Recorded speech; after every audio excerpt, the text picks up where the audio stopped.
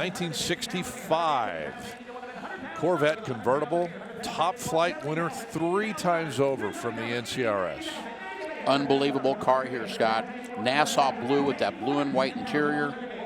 But the big news to me, right there, 396 cubic inches, 425 horsepower in the launch year of the big block. Notice no ignition shielding on there.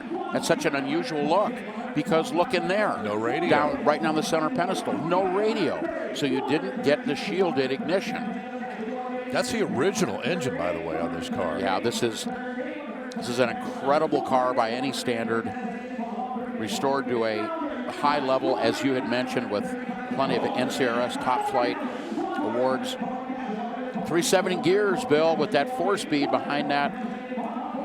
Very potent, solid lifter cam, high compression, Holley carburetor fed 396. What do you think? Yeah, 370 is a good compromise gear. Yep.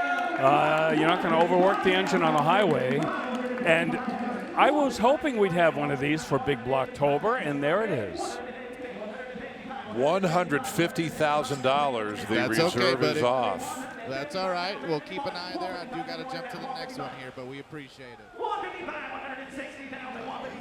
How about those Goldline tires? That was available as an option for 2 years, 65 and 6.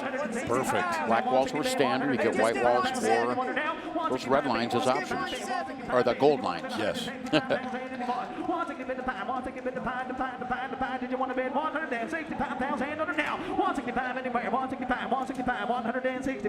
This is our #1 seller, by the way, so far. Well, and worthy. 165,000 on the bid.